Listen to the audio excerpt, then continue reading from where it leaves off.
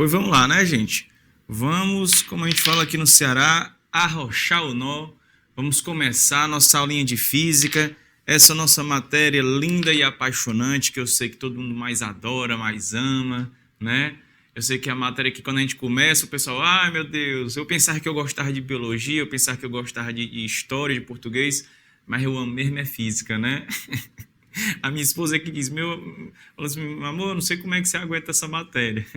Mas eu sei, gente, é porque é linda demais, né? Gente, então vamos lá. Vamos dar prosseguimento a essa nossa aulinha de física para a gente fechar o Enem, para a gente conseguir aprender, passar e garantir a nossa vaga no nosso tão sonhado curso na universidade, né? Pois bem, vamos lá. Eu vou aqui avançar e a gente vai começar com essa questãozinha do Enem de 2018, tá? Bem interessante, que vai dizer o seguinte para a gente. A tecnologia de comunicação da etiqueta RFID, chamada de etiqueta inteligente, é usada há anos para rastrear gado, vagões de trem, bagagem aérea e carros nos pedágios. Um modelo mais barato dessas etiquetas pode funcionar sem baterias e é constituído por 3 componentes: um microprocessador de silício, uma bobina de metal, feita de cobre ou de alumínio, que é enrolada em um padrão circular, e um encapsulador, que é um material de vidro ou polímero, envolvendo um microprocessador e a bobina. Na presença de um campo de radiofrequência gerado pelo leitor, a etiqueta transmite sinais. A distância de leitura é determinada pelo tamanho da bobina e pela potência da onda de rádio emitida pelo leitor. Gente, antes de ir para a questão, levando em consideração o estilo de cobrança do Enem, toda vida que vocês puderem pegar esses textos que falam de tecnologias mais atuais, de alguma ideia física, química ou mesmo biológica por detrás de algum dessas tecnologias, leiam, fiquem por dentro, porque o Enem gosta dessas atualidades. E não só isso, para o dia a dia, para a gente entender como é que funcionam as coisas, para a gente ter uma noção básica, né? Eu acho até que eu cheguei a dizer na aula passada, e eu vou repetir nessa, que o Einstein, né, Albert Einstein, ele dizia que para a gente desenvolver a tecnologia, a gente precisa de um pequeno conhecimento de ciência e muita imaginação, né? Então, se você tiver ali um conhecimentozinho básico da física, da química e da biologia, você consegue entender esses grandes mecanismos por detrás das tecnologias que a gente utiliza, não é isso? Então, vamos lá. Continuando. Ele fala assim, ó, a etiqueta funciona sem pilhas porque o campo, aí ele quer saber, porque o campo elétrico da onda de rádio agita elétrons da bobina, porque o campo elétrico da onda de rádio cria uma tensão na bobina, porque o campo magnético da onda de rádio induz corrente na bobina, porque o campo magnético da onda de rádio aquece os fios da bobina, e por fim, porque o campo magnético da onda de rádio diminui a ressonância no interior da bobina. Pronto. É uma questão que, venhamos e convenhamos, se você não está muito por dentro do estudo das ondas eletromagnéticas, pode ser que você fique meio na dúvida, né? Vixe Maria, mais ou menos todos os itens fazem um pouquinho de sentido, então qual seria o item correto? Isso é uma coisa que o Enem também costuma fazer. Por mais que esse vestibular que seja de 2018, mas eles mesmo atualmente vêm fazendo isso. Às vezes, eu até gosto de comentar muito com os meus alunos, eles trazem os 5 itens corretos do ponto de vista físico, mas só um deles estará corretamente correlacionado com o enunciado. Então a gente precisa ter esse tipo de cuidado, é preciso que a gente tenha uma certa frieza na hora de responder essa prova. Eu sei que é muito mais fácil para mim falar do que para você que vai efetivamente fazer a prova, porque além do conhecimento tem a questão do nervosismo, da pressão externa dos familiares, amigos, escola, a pressão interna, medo e aquela coisa toda, né? Mas por isso que existem os simulados, por isso que você pode treinar em casa sozinho para chegar na hora e arrebentar. Bom, ele está dizendo que essa etiqueta sem pilhas funciona por quê? Vamos ver. As pilhas, se você lembrar lá das aulas de eletricidade, em especial eletrodinâmica, você lembra que são espécies de geradores elétricos, ou seja, dispositivos que convertem algum tipo de energia, no caso das pilhas, energia química, em energia elétrica. Tudo bem. esses geradores irão produzir corrente elétrica. Então, a ideia de um gerador é produzir energia elétrica, de uma pilha, produzir corrente elétrica. Só que essa etiqueta, ela consegue produzir essa corrente mesmo sem pilhas. Ou seja, mesmo sem, em tese, esse gerador elétrico efetivamente. Aí ele quer saber como é que ela funciona. Aí ele fala assim, a etiqueta funciona sem pilhas porque o campo elétrico da onda de rádio agita elétrons da bobina. Certo. Agitar somente os elétrons não quer dizer necessariamente que vai fazer com que ela funcione, porque o que efetivamente a gente quer, vamos até logo pular, vamos logo pegar aqui o spoiler, seria esse cara aqui, ó. O campo magnético da onda de rádio induz corrente na bobina. Como é que eu sei isso, professor? Vamos ver, ó. Tu lembra lá da indução? Olha só, esse fenômeno é de extrema importância, viu? Esse fenômeno, vamos botar aqui, ó. Indução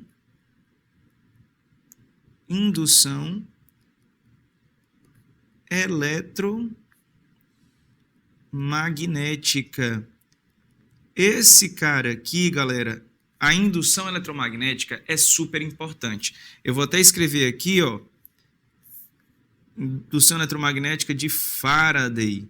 Gente, quem ainda não estudou isso, quem ainda não viu, porque às vezes fica mais para o final do ano, vá logo atrás, corra, porque é um fenômeno que cada vez mais vem tendo uma importância no Enem, porque, querendo ou não, a indução eletromagnética vai ser o fenômeno que vai reger todos os dispositivos eletrônicos que a gente tem ao nosso redor. Então, é de extrema importância que a gente possa ter o conhecimento, saber resolver questões, uma questão de aplicabilidade e tudo mais com indução eletromagnética, tá? E aí, vamos lembrar um pouquinho antes. Eu nunca sei dizer nome certa do cara, mas acho que é Ørsted. Ele verificou que a passagem da corrente elétrica por um fio produzia um campo magnético ao redor dele. Isso foi uma coisa bem interessante, porque até então se achava que magnetismo e eletricidade eram assuntos que não tinham correlação, que eram assuntos distintos, né? E aí a gente começa a perceber que, de alguma forma, de alguma maneira, a eletricidade estaria produzindo magnetismo. Tudo bem. Só que aí depois o Faraday, Michael Faraday, ele percebe o contrário, que uma variação do fluxo magnético produziria, de alguma forma, eletricidade. No caso, uma corrente elétrica que a gente chama de corrente induzida, por meio de uma DDP, uma força eletromotriz induzida. Então, a indução eletromagnética, ela vem nos mostrar essa geração de corrente elétrica por meio da variação do campo magnético. Aí ele diz, ó, a etiqueta funciona sem pilhas porque o campo magnético da onda de rádio induz corrente na bobina. Por que, professor, que o campo magnético da onda de rádio induz? O senhor falou que a indução eletromagnética era causada pela variação do fluxo magnético. Exato, mas se tu lembrar uma onda eletromagnética, deixa eu escrever aqui, ó. Vamos lá. Se tu lembrar, olha só, uma onda, ele fala onda de rádio, né? Onda de rádio. Lembra que uma onda de rádio, ela é o quê? É uma onda eletromagnética, né? Uma onda de rádio é uma onda eletromagnética. O que é uma onda eletromagnética mesmo, hein, professor? É uma onda que não precisa de um meio material para se propagar, não é isso? A luz, as ondas de rádio, os raios X, raios gama, enfim, todo o Bluetooth, o sinal de Bluetooth, né, o sinal de Wi-Fi, todas são ondas eletromagnéticas que não precisam de um meio material para se propagar. Tá certo. E aí, o que tu tem que lembrar é que, basicamente, elas são constituídas, essas ondas, de campos elétrico e magnéticos oscilando entre si. Eu vou tentar fazer aqui o desenho. Se não ficar legal, você vai me perdoar, mas é porque, digamos que a minha versão artística não é tão boa assim, né? Olha só, eu vou botar aqui, ó, o equivalente ao campo magnético oscilando aqui, ó, para cima e para baixo. tá certo? O campo magnético oscilando, eu vou até chamar de B, tá? Ó, o campo magnético B oscilando para cima e para baixo. Aí, nesse eixo que eu vou chamar aqui de, sei lá, vou chamar de Z, tá? Aqui eu vou chamar de Y, ou X, aqui eu vou chamar de Y, tá? Então, o que vai acontecer é que a gente vai ter esse campo aqui, ó, oscilando para cima e para baixo, para cima e para baixo, tá?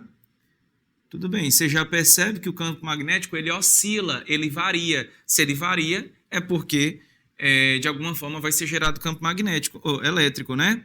Da mesma forma, eu poderia desenhar aqui o campo elétrico, ó. Eu poderia tentar desenhar o campo elétrico, tá? E aí, se tu reparar, ó, fica algo mais ou menos assim, ó. Só o desenho não tá muito bonito, não. Mas finge que tá, né? Finge que tá bem bonitinho. Aqui seria o campo elétrico. Ele tá entrando e saindo na tela do computador. Ó. Entrando e saindo na tela do computador. Tá certo? Aí você percebe que essa variação desse campo magnético, de alguma forma, vai produzir uma variação no campo elétrico. E isso vai induzir a corrente elétrica. Tá certo? Então, o item correto é esse item C de casa. De baixo para cima, ele vai falar o magnético, porque o campo magnético da onda de rádio diminui a ressonância no interior da bobina. Não tem nem conexão direta aí. D, porque o campo magnético da onda de rádio aquece os fios da bobina. Não. O aquecimento dos fios se deve por meio do efeito Joule, que é a perda de energia elétrica, né, na forma de energia térmica. O C é o nosso item correto. O B ele diz que porque o campo elétrico da onda de rádio cria uma tensão na bobina. E o A o campo elétrico da onda de rádio agita elétrons da bobina. Pois bem, a gente viu que, na verdade, o campo magnético variável é que vai efetivamente provocar uma corrente elétrica na bobina, tá certo? Então, o item correto é o item C de casa. Gente, leiam o máximo que vocês puderem sobre indução eletromagnética e o máximo que vocês puderem de tecnologias, né, que envolvam esse assunto aí, tá certo? Eu vou avançando aqui. Vamos lá, próxima questão. É uma questão do Enem de 2016, da versão PPL, que é muito bacana, sobre um assunto que é muito recorrente no Enem. Olha só, durante a formação de uma tempestade, são observadas várias descargas elétricas, os raios, que podem ocorrer das nuvens para o solo, que são as descargas descendentes, do solo para as nuvens, que são as descargas ascendentes, ou entre uma nuvem e outra. Olha só, gente, antes de continuar, perceba que a gente meio que vou botar aqui entre aspas, né? Doutrinado a pensar que só existem raios que saem das nuvens para o solo. Eu acho que talvez seja até por uma questão gravitacional, a gente pensa que o raio cai, a gente utiliza a expressão o raio caiu, né? Como se fosse uma questão gravitacional, mas ele não cai. Né? Tanto é que existem os campos, as correntes, essas descargas ascendentes que saem da Terra para a nuvem, ou mesmo entre uma nuvem e outra. O que vai produzir esse deslocamento é a diferença de potencial, que aí se as cargas aqui nas nuvens forem majoritariamente positiva e no chão for negativa, o que vai acontecer é uma ascendente, tá? Então, não vai ser por causa da gravidade, não. Vai ser por causa da diferença de potencial, tá? Continuando. As descargas ascendentes e descendentes podem ocorrer por causa do acúmulo de cargas elétricas positivas ou negativas, que induz uma polarização oposta no solo. Ok. Essas descargas elétricas ocorrem devido ao aumento da intensidade do campo magnético da Terra, da corrente elétrica gerada dentro das nuvens, da resistividade elétrica do ar entre as nuvens e o solo, do campo elétrico entre as nuvens e a superfície da Terra e da força eletromotriz induzida das cargas acumuladas no solo. Vamos ver. Essas descargas elétricas vão ocorrer por causa do campo magnético? Ah, professor, eu acho que porque eu só falei naquela hora lá da variação do campo magnético. Exato, eu falei da variação do campo magnético. Aqui ele está falando do campo magnético terrestre. Então, olha só, o campo magnético terrestre, em tese, ele é constante. Então, não existe razão para ele gerar corrente elétrica, para ele gerar um raio, tá certo? O campo magnético terrestre, de alguma forma, vai produzir aquelas auroras, né, a aurora boreal, de alguma forma ele está influenciando aquela aurora. Mas os raios não serão influenciados, pelo menos de maneira direta, numa primeira aplicação de acordo com o campo magnético terrestre, não. Até porque ele é constante em tese, né? Tudo bem. Essas descargas vão ocorrer por causa do aumento da intensidade da corrente elétrica gerada dentro das nuvens. Espera aí. A corrente não é gerada dentro das nuvens? Qual é a correlação desse aumento da corrente dentro das nuvens com, por exemplo, o chão, onde vai haver aqui essa diferença de potencial, esse campo elétrico e o deslocamento de carga? Então, essas correntes elétricas que, em tese, estariam ocorrendo dentro das nuvens não vão ter correlação com o raio efetivamente, tá? Assim, vale, prof. Pô, eu pensava que podia ser, porque eu pensei assim, vai que elas estão girando lá na nuvem, elas ficaram cansadas, ah, meu Deus do céu, eu tô tonta, aí vão e caem, né? Aí também, não pode, né? Beleza. Item C. Por causa do aumento da resistividade elétrica do ar entre as nuvens e o solo. Não, aí calma aí. Se isso acontece, aí vai ser difícil do raio acontecer. Deixa eu mostrar um detalhe aqui para vocês que é importante, olha só. Vamos pegar aqui... Vamos fazer uma aula de artes agora, gente. Tá aqui, uma nuvenzinha, tá? Aí o que é que acontece? Uma nuvenzinha. Aí, chapa, eu vou botar o chão agora. Aqui. Certo? Professor, mas o chão não está muito plano, não. É porque é uma região meio com vales, né, e tudo. Tudo bem. Aí o que é que vai acontecer? Vamos supor que devido a ventanias e tudo mais, ocorra uma eletrização por atrito, tanto no chão quanto nas nuvens. Aí tu lembra lá daquela história da série triboelétrica, que existem materiais que, quando atritados, têm uma maior tendência de perder elétrons, outro menos, né, e tal. Vamos supor que o chão ele fique eletrizado positivamente. Ah, tá aqui, eu vou aproveitar o azul mesmo. Ele fica eletrizado positivamente. Porque vamos supor que ele perdeu elétrons, tá certo? Devido a esse atrito, vamos supor que ele perdeu elétrons. Tudo bem. Ok. E aí, a nuvem, por outro lado, vamos supor que ela ganhou elétrons, tá certo? Vamos supor que ela ganhou elétrons aí. Ela ficou eletrizada negativamente, tá? Ou seja, o ar teria perdido elétrons para as nuvens, assim como o chão teria perdido elétrons para o ar, tá certo? Então, se vocês perceberem, foi criado aqui entre o chão e as nuvens um campo elétrico. A gente vai ter um campo elétrico. Se tu lembrar, o campo elétrico ele é de afastamento para as cargas positivas, ou seja, sai delas, e é de aproximação para as cargas negativas, ou seja, entra nelas, né? Então, eu poderia dizer que seriam gerados campos elétricos dessa maneira aqui, ó. Essas aqui seriam as linhas de campo, né? Olha isso, não é uma aula de artes? Né? Então, teria aqui esse campo elétrico sendo gerado aqui. Bom, essas cargas de cima, lembra que quem vão se mover nesses casos são as cargas negativas, né? Os elétrons. Os prótons vão estar fixos lá no núcleo atômico.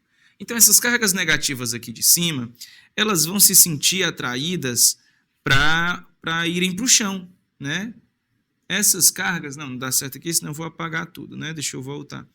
Essas cargas, elas vão se sentir atraídas para o chão, tá certo? Elas vão querer descer para o chão. Até porque, se tu lembrar, vou aproveitar para puxar um pouquinho de eletrostática aqui com vocês, tá? Se tu lembrar, eu vou botar um elétron aqui no meio do ar. Ele está submetido a um campo elétrico para cima, mas tu lembra que se a carga ela é negativa, ela sente uma força elétrica no sentido contrário. Então, ela estará sentindo uma força elétrica aqui para baixo. Ó. Tá certo? Ela estará sentindo uma força elétrica aqui para baixo. Então, ela vai começar a descer. Ó. Aí se vai ela. Ó. Iuhu! Descendo aqui com gosto de gás.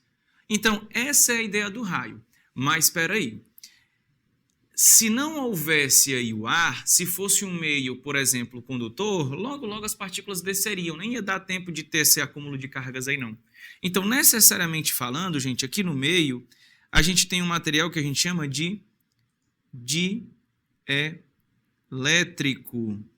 Dielétrico. O material dielétrico é um, digamos assim, um sinônimo para a palavra isolante. É um isolante elétrico, tá certo? Então, aqui é um isolante. Vale, professor, quer dizer que o ar é um isolante elétrico? Exatamente. Vale. O ar é um isolante elétrico muito parecido até mesmo com o vácuo, tá? Então, ele é um isolante. Se eu aumento a resistividade, eu aumento a dificuldade de passar corrente elétrica. Então, seria mais difícil o raio. Aí você pode me perguntar, mas professor, peraí. Você está me dizendo que o ar é um isolante. E o raio, que é descarga elétrica, passa pelo ar.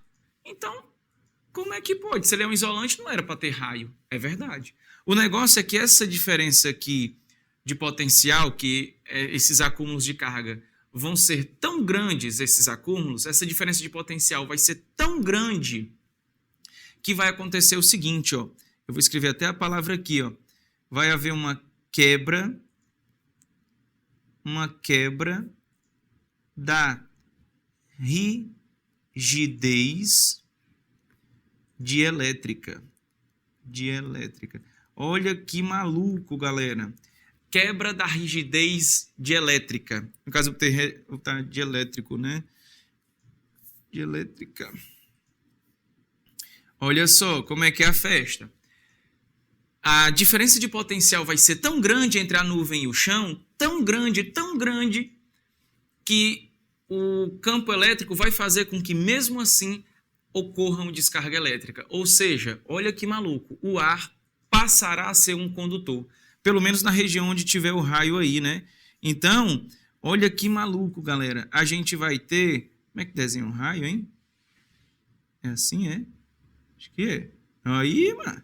Gostei. A gente vai ter um raio ocorrendo aí, tá? Que essa situação aqui, esse desenho do raio vai ser, nesse caso em especial, a descida dos elétrons. Mas, se fossem elétrons em cima, prótons em cima e elétrons embaixo, o raio seria ascendente. Nesse caso foi descendente. Ou mesmo se fosse entre uma nuvem e outra, tá? Tanto faz. Então, gente, toda essa historinha que eu fiz foi só para vocês poderem se familiarizar com essas palavras.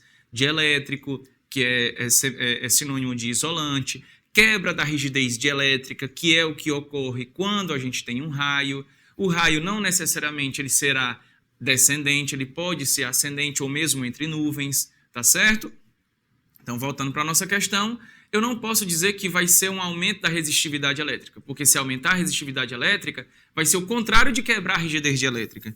Então, a resistividade vai dificultar. Então, não pode ser, tá? Pular para o item E, força eletromotriz induzida nas cargas acumuladas no solo. Não. Se eu aumento a força eletromotriz induzida nas cargas acumuladas no solo, é como se eu estivesse fazendo isso aqui, ó. Deixa eu voltar para a figura. É como se eu tivesse, por exemplo, uma diferença de potencial aqui, ó. Por exemplo, deixa eu botar de preto, ó. Como se esse potencial aqui fosse diferente desse potencial aqui. Aí o que é que iria acontecer? Eu teria uma corrente elétrica, sei lá, para cá, uma corrente elétrica, sei lá, para cá. Depende de como é que seria, né? Então, seria que nem a história da corrente elétrica lá nas nuvens, né? Não faria sentido. Então, também esse item E aí não está correto. Só nos sobra o D de dado. Vamos ver se ele está correto. Vamos ver se ele faz sentido. Essas descargas elétricas ocorrem devido ao aumento da intensidade do campo elétrico entre as nuvens e a superfície da Terra. Perfeito! Era exatamente o que nós estávamos vendo aqui, ó. Quanto mais forte for esse campo, maior vai ser a força de atração entre as cargas elétricas de cima e de baixo. Lembra lá do princípio da atração eletrostática? Cargas de sinais contrários se atraem. Quanto maior for esse campo elétrico, mais fortemente elas se atraem. Quer dizer que chega uma hora que a força de atração vai ser tão grande que se quebra a rigidez dielétrica e os raios podem ocorrer. Tá certo? Então, item correto, item D de dado. Excelente questão. Hoje, gente, até para explicar para vocês, eu resolvi pegar acho que todas as questões que eu botei aqui foram teóricas, porque o Enem gosta muito dessas conversas, dessas aplicações, de desmistificar alguns ditos populares. Então, a gente precisa se preparar para essa situação, tá bom? Vamos para a terceira questão. outra do Enem, também PPL de 2016. Fala o seguinte, olha só, outra com uma aplicação. Em mídias óticas, com CDs, DVDs e Blu-rays, a informação é representada na forma de bits, que são aqueles zeros e uns, né? E é fisicamente gravada e lida por feixes de luz laser. Para gravar um valor zero, o laser brilha intensamente, de modo a queimar, ou seja, tornar opaca uma pequena área do disco, de tamanho comparável ao seu comprimento de onda. Gente, deixa eu logo marcar isso aqui, ó, porque isso aqui vai ser importante. Depois vocês vão ver o porquê. Olha só. Intensamente de modo a queimar uma pequena área do disco de tamanho comparável ao seu comprimento de onda. Guarda essa informação aí. Vamos ver aqui. Ok. Ao longo dos anos, as empresas de tecnologia vêm conseguindo aumentar a capacidade de armazenamento de dados em cada disco. Em outras palavras, a área usada para se representar um bit vem se tornando cada vez mais reduzida. Ok, ou seja, eles vão conseguindo armazenar mais dados porque essa área que eles conseguem furar o disco vai sendo cada vez menor. Bacana. Qual a alteração da onda eletromagnética que constitui o laser permite o avanço tecnológico citado no texto? Bom, ele fala a diminuição de sua energia. Não, a energia ela não vai necessariamente estar relacionada com a área que a gente consegue furar, se ela é muito grande ou se ela é muito pequena, né? Então, eu não consigo ver uma correlação direta não, tá? Deixa eu marcar aqui de vermelho para a gente não ficar voltando nela. O aumento de sua frequência. Gente, vamos lá. Eu vou deixar a frequência. Deixa eu ver se tem... eu vou deixar isso aqui para depois. C. A diminuição de sua amplitude. Bom, gente, a amplitude, de alguma forma, vai estar relacionada com a energia, né? Então, também não teria relação com esse cara, não. O aumento de sua intensidade também está relacionado com a energia. Então, não teria correlação, não. E o item é a diminuição de sua velocidade. Gente, a velocidade, no caso aí, se é um laser, é a velocidade de propagação da luz. É constante. Não tem nem o que ser. Aí você fala, professor, o aumento da frequência, o que tem a ver uma coisa com a outra? O aumento da frequência? Lembra de um detalhe? Vamos lá. Olha só o que a gente pode dizer a partir da relação fundamental da ondulatória, que vê que a velocidade de propagação é lambda, que é o seu comprimento de onda, vezes f, que é a sua frequência.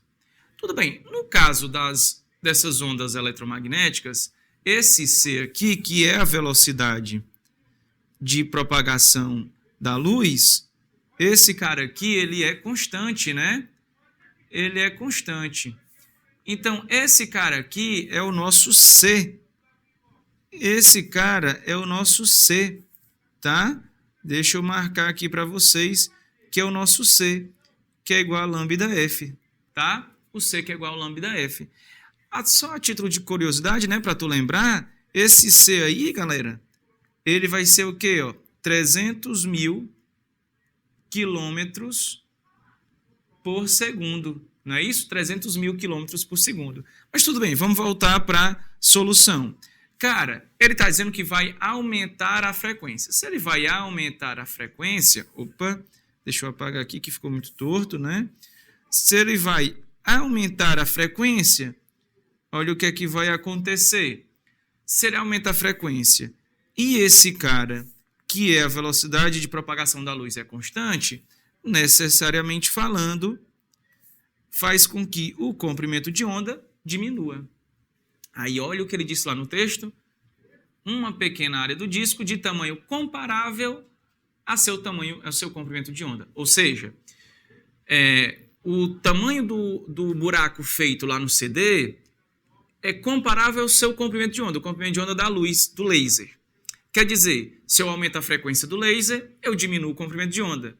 Se eu diminuo o comprimento de onda, eu diminuo o buraco lá no CD, que representa a informação guardada. Então, diminuindo o buraquinho, eu posso botar mais buraquinhos, fazendo com que seja armazenada mais informação. Então, realmente, o item correto é o item B de bola. O aumento da frequência do laser que é incendido sobre o CD faz com que o seu comprimento de onda diminua. Essa diminuição do comprimento de onda faz com que o buraco produzido seja menor, e se ele é menor, agora cabem mais buracos no CD. Ou seja, eu posso gravar mais informação. Entende aí como é que é a ideia? Entende quando a gente pega e consegue gravar mais coisas, por exemplo, num DVD do que num CD, porque lá a gente acaba tendo a incidência de um laser que ele tem um comprimento, uma frequência um pouco maior, consequentemente um comprimento de onda um pouco menor. Então a correlação vai ser dada por essa ideia. Bacana? Percebam que até agora nós pegamos 3 questões muito aplicadas, muito interessantes para a gente se preparar para o nosso Enem. Vamos para a próxima questão. Questãozinha de número 4. Outra questão muito interessante também. Que diz assim, ó, nossa pele possui células que reagem à incidência de luz ultravioleta e produzem uma substância chamada melanina, responsável pela pigmentação da pele. Uma pessoa que tem a pele mais escura tem mais melanina. Uma pessoa que tem a pele mais clara tem menos melanina. Pensando em se bronzear, uma garota vestiu um biquíni, acendeu a luz de seu quarto e deitou-se exatamente abaixo da lâmpada incandescente. Após várias horas, ela percebeu que não conseguiu resultado algum. O bronzeamento não ocorreu porque a luz emitida pela lâmpada incandescente é de... Aí ele fala, baixa intensidade. Não, gente. Cara, ele podia botar, no caso ela, podia colocar 10.000 lâmpadas ao redor dela, que ainda assim ela não iria se bronzear. O que faz com que ela efetivamente seja bronzeada não é a intensidade da luz que chega nela, e sim a energia que ela transporta, que seria, no caso, estaria relacionado com a frequência. Quanto maior a frequência, mais energia ela vai estar transportando. Ele fala, vamos pular o B, né? Vamos ver aí, pular o B para ir logo para os outros, né? C, um espectro contínuo. Não, essa luz aqui não vai ter correlação nenhuma com o fato de o espectro ser contínuo ou não. Se tu pensar em termos do espectro eletromagnético ser contínuo, beleza, ele é contínuo, mas isso não tem correlação. Se tu pensar que a luz emitida por essa lâmpada, ela possui um espectro contínuo, também não faria muito sentido, porque existem algumas linhas relacionadas, isso é mais lá para o aspecto quântico, né, que mostram que efetivamente não é um espectro contínuo. Independentemente de ser contínuo ou não, não possui nenhuma correlação com o fato do bronzeamento, tá? Ele fala amplitude inadequada. Gente, a amplitude está relacionada com a intensidade, tá? Está relacionada com a intensidade. Então, a intensidade, como a gente já viu no item A, não tem relação nenhuma com o fato dela não se bronzear, tá? E diz que ela não se bronzeia por causa do curto comprimento de onda. Peraí, se fosse curto comprimento de onda, de acordo com o que nós vimos na questão passada, vamos analisar aqui, ó. C é uma luz, né? É igual a lambda F. Tá certo, C é igual a lambda F. Tudo bem. Então, olha só. Se eu lembro que C é uma constante, não varia, então a gente diz, ele está falando ali, deixa eu botar aqui, ele está dizendo um curto comprimento de onda. Se o curto comprimento de onda quer dizer que a frequência é muito grande, já que o comprimento de onda seria pequeno, como o item E está dizendo. Mas aí a frequência grande faz com que seja enviada muita energia, né? Então não seria esse item, né? O item correto, porque na verdade o problema é justamente vir pouca energia e não ser muito. O item é como se fosse muita. O item correto, gente, vai ser o item B, que diz o problema é a frequência ser baixa. Porque aí eu vou voltar lá para uma questão, vou avançar para uma questão mais de cunho quântico, mas talvez tu já tenha visto essa fórmula quando começou a estudar a ótica. A história lá da energia irradiante, né? Que a energia transportada por essas ondas eletromagnéticas, a gente pode dizer que seria HF, né? Essa aqui seria a tal equação de Planck, né? E aí, esse é a energia, esse H é a constante de Planck, certo? Que a gente não precisa entrar muito nela agora. E esse F é a frequência de vibração. Então, a ideia é o seguinte, ó. Quanto maior essa frequência de vibração, maior a energia transportada. Então, a lâmpada incandescente emite luz na faixa do visível. E essa luz, ela não transporta tanta energia. O que vai fazer com que a pessoa seja bronzeada é o UVA, UVB ou UVC. É a radiação ultravioleta. No caso, vai ser o VA e o VB, né? Porque o VC nem chega aqui efetivamente na Terra. Tá aqui, ó, UV, radiação ultravioleta, tá? Ultravioleta está acima do visível. A frequência é maior do que a frequência emitida pela luz das lâmpadas. Então, o que vai estar relacionado com o bronzeamento é a incidência da luz ultravioleta, tá? Da radiação ultravioleta, que tem uma frequência muito grande. O problema da luz visível é que a frequência é pequena, tá certo? Então, o item correto é item B de bola. Supimpa? Então, gente, vamos aqui para a nossa última questãozinha. Como a gente viu, só questões teóricas, né, de bastante aplicação cotidiana, e não é diferente essa questão de número 5 aqui do Enem de 2010, na sua segunda aplicação. Essa questão é muito bacana também, mas na verdade já está ligada à ideia de ondulatória, tá? Que é um assunto que, se a gente for pegar estatisticamente falando, nesses últimos 3 anos, ondulatória está em terceiro lugar no patamar de cobrança dos assuntos de física dentro do Enem, tá? Perdendo só para mecânica e eletromagnetismo. Aliás, eletrodinâmica. Vamos lá. Um garoto que passeia de carro com seu pai pela cidade, ao ouvir o rádio, percebe que a sua estação de rádio preferida, a 94,9 FM, que opera na banda de frequência de megahertz, tem seu sinal de transmissão superposto pela transmissão de uma rádio pirata de mesma frequência, que interfere no sinal da emissora do centro em algumas regiões da cidade.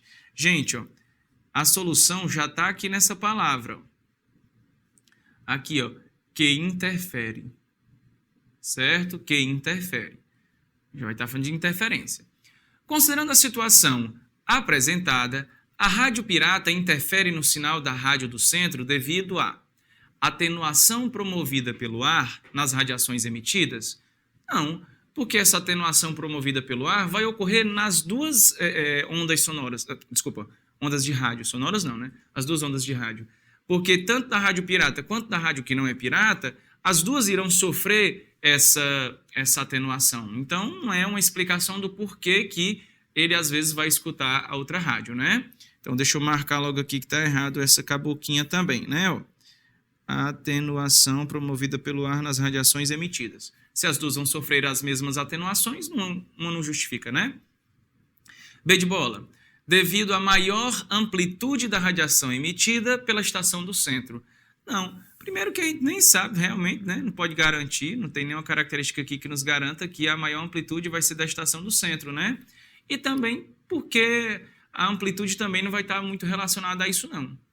Outra, devido à diferença de intensidade entre as fontes emissoras de ondas. Não, porque diferentes posições, diferentes localizações perceberão diferentes intensidades. Então, quer dizer que um local mais próximo da rádio pirata, talvez então você escutaria mais ela, já que a intensidade é maior, né? D. Menor potência de transmissão das ondas da emissora pirata. Gente, às vezes até alguém pode pensar isso, que pensa, como a rádio é pirata, quer dizer que as ondas possuem menor potência de transmissão. Mas entenda, rádio pirata é o estabelecimento, é o local onde são enviadas as ondas, né? Não existe onda pirata não, tá? Assim, essa onda é pirata, a potência dela é menor. Não, aí onda pirata não. Todas essas ondas são eletromagnéticas. O que diferencia uma das outras são as frequências diferentes, né? Então, não seria esse D de dado, não. E o item é, devido à semelhança dos comprimentos de onda das radiações emitidas. Está aqui. Essa é a nossa resposta. Porque o que acontece é o seguinte, gente. O fato das ondas possuírem frequências próximas é o que faz com que ocorra a interferência, tá certo? Então, em determinados momentos, a gente às vezes acaba escutando uma outra estação, porque as frequências são muito próximas, e isso faz com que uma se superponha à outra, com que uma seja anulada com a outra, às vezes ficam as duas juntas. Então, esse fato das frequências serem próximas é o que vai permitir, entre aspas, né, essa pirataria dessas estações de rádio, tá? Um fenômeno análogo a esse aí seria o batimento que ocorre lá na acústica, quando tu tem duas frequências muito próximas, né, duas ondas sonoras muito próximas, com frequências muito próximas uma em relação à outra, tu vai escutar uma variaçãozinha no volume do som. Então, essa ideia que ocorre nas estações de rádio pirata vai se basear exatamente na semelhança dos comprimentos de onda, lembrando que, se os comprimentos de onda são semelhantes, necessariamente as frequências também serão semelhantes, tá? Não semelhante ao comprimento de onda, mas semelhante às outras frequências, tá certo? Então, gente, basicamente a nossa ideia é essa, tá? Eu espero que vocês possam ter compreendido as ideias, que vocês possam ter se sentido instigados a lerem um pouquinho mais, porque essa aula de hoje, quando eu estava fazendo, eu pensei assim, não, gente, eu vou tentar fazer com que a galera possa, o máximo possível, buscar a leitura, porque isso vai servir não só para a física, mas vai servir para todas as outras matérias, tá certo? Eu agradeço bastante a atenção de vocês e espero que a gente possa se encontrar nas próximas aulas, né?